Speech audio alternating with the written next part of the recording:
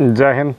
नमस्कार किसान साथियों, मैं लक्ष्मण आज आपको खेती के लिए भूमि की तैयारी उम्दा रूप से कैसे करें इस पर बात करूंगा। बस थोड़ा सा आपको ये परिचर्चा कर दूं कि क्यों मैं ये आज बताने जा रहा हूं। देखिए, यदि आपके अगल बगल में अच्छे शुभचिंतक हो तो ज़रूर आपको सफलता मिलेगी। मुझे आज ही वकील साहब श्री सौरभ कुमार सिंह उत्तर प्रदेश से है 714वें नंबर पर मेरा सब्सक्राइबर थे। वो जब शुरू में नहीं चल रहा था उस समय 714 नंबर पर सब्सक्राइब किए थे और आज भी मेरे साथ जुड़े। उन्होंने कहा कि सर ऐसे एक एक फसलों के बजाय क्यों ना एक कॉमन सीरीज लाया जाए कि कैसे हम बेहतर खेती कर सकें और बेहतर चीज़ों को कर सकें। तो आज का जो वीडियो है, खेती करने से पहले भूमि की तैयारी कैसे करें। ख़ास करके दो लोगों का मैं यहाँ पर नाम लूँगा। उत्तर प्रदेश के ही है डॉक्टर विपिन शुक्ला जी और डॉक्टर रब्बानी। दोनों ही शिमला मिर्च लगाएंगे गर्मियों के लिए। तो आप दोनों से गुजारिश होगा कि इस वीडियो को बहुत अच्छी तरीके से चिंतन मनन करके सोच करके देख लें। आप कोई भी खेती करेंगे, अगर आपकी भूमि अच्छी हो गई, सभी पोषक तत्वों का समुचित रूप से उसमें बोले तो बैलेंस हो गया, तो बस ये जान ले कि आपकी खेती एकदम अच्छी होगी, रोग बीमारी बहुत कम आएंगे। तो किसान साथियों, इस YouTube में अगर आप देखिएगा तो बहुत जगह लोग बोलेंगे कि बिना जुताई का खेती करिए, जीरो टिलरिंग करिए, तो प्राकृतिक खेती करिए, तो ये करिए वो करिए। बिल्कुल झांसे में मत आइए। पौधों के जड़ों के विकास के लिए मिट्टी का जो है भुरभुरी होना, सरंध्र होना बहुत ज़रूरी है। मिट्टी में वायु का संचार हो और जीवाणु मुक्त हो, फंगस मुक्त हो, तो उत्पादन अच्छा मिल पाता है। तो कैसे इन सब कामों को हम अच्छे ढंग से करें, तो सबसे पहले ये जान लें कि आप जब भी कोई खेती करेंगे तो पहले पुराने फसल को, अवशेष को हटाएं। नंबर 1, आपकी ज़मीन नेट एंड क्लीन हो, पुराने फसल के अवशेष न रहें। नंबर 2, उसमें 4 से 5 जुताई होनी चाहिए। अर्ली इन द मॉर्निंग, दोपहर की जुताई का कोई मायने नहीं, आप सुबह जोतिए जब सूरज उग रहे हो।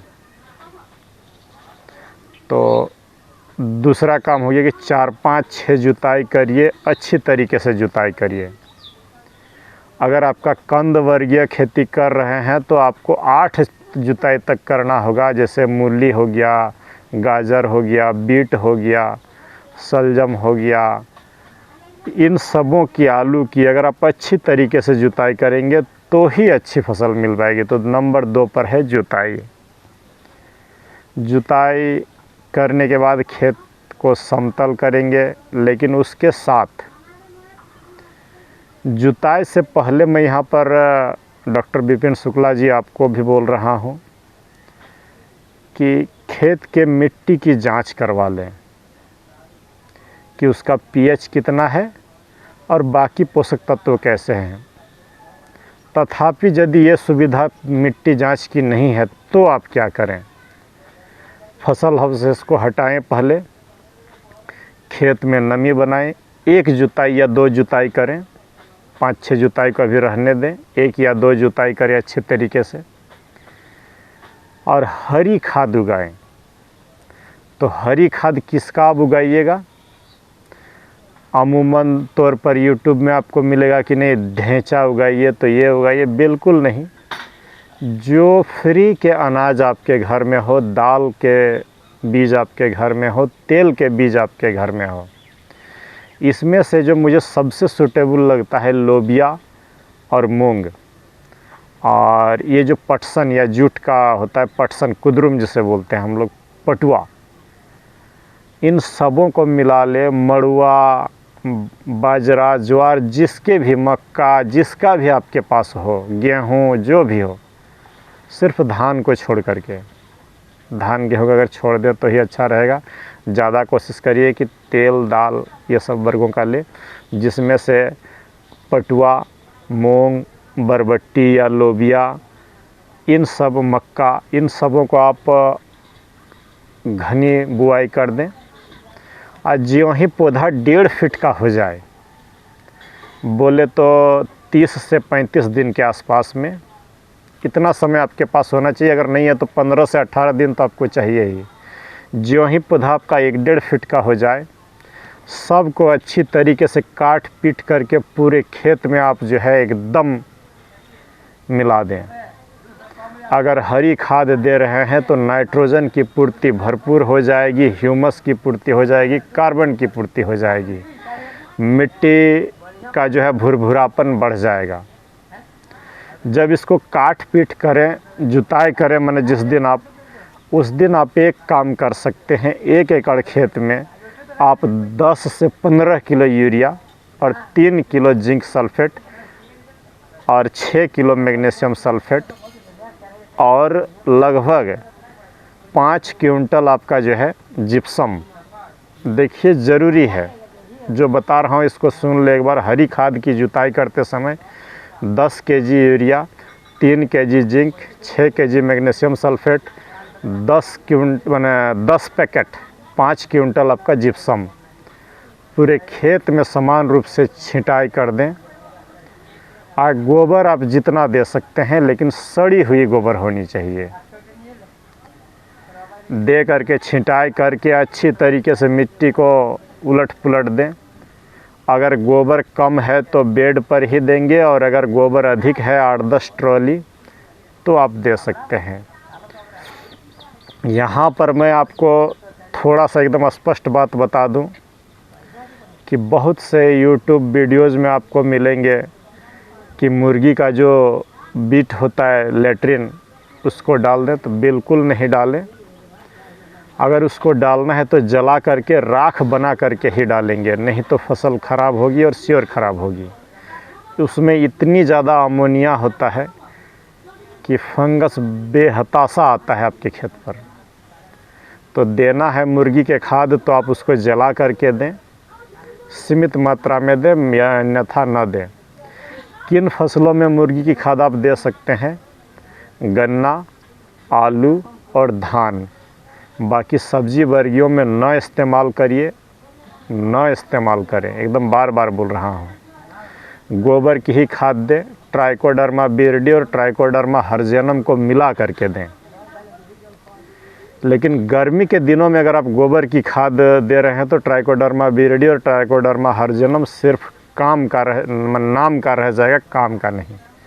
तो आप उस समय गर्मी के दिनों में अगर आप गोबर दे रहे हैं तो 2 केजी साफ पाउडर प्रति एकड़ छिंटाई कर दें गोबर देने के बाद।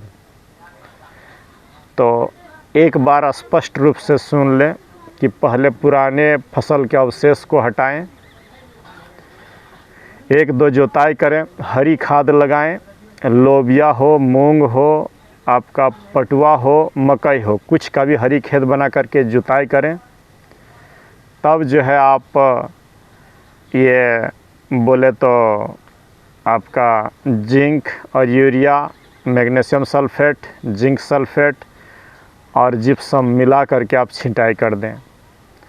किसान साथियों, जब रोपने की समय आएगी तो खल्ली, अगर आप खास करके लंबी अवधि वाली सब्जियों के लिए आप अगर भूमि को तैयार कर रहे हैं, जैसे शिमला हो गया, बैगन हो गया, मिर्च हो गया, टमाटर हो गया, तो नीम की खल्ली का इस्तेमाल करिएगा।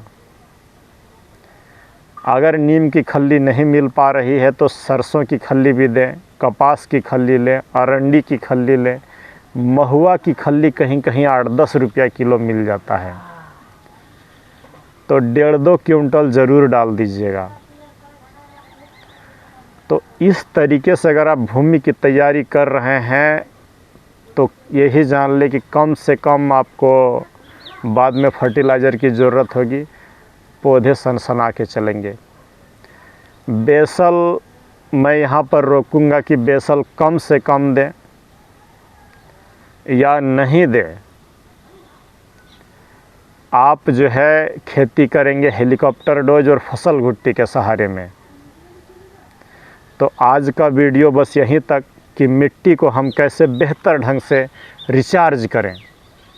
अगर मिट्टी को अच्छा ढंग से आप रिचार्ज कर ले रहे हैं तो सुपर होगा। एक बात यहाँ पर मैं एकदम स्पष्ट आपको बता दूं कि एक फसल के बाद दूसरी फसल लगाने के बीच की समय जो है 15 से 16 दिन का गैप ज़रूर रखिएगा, तो ही अच्छा होता है।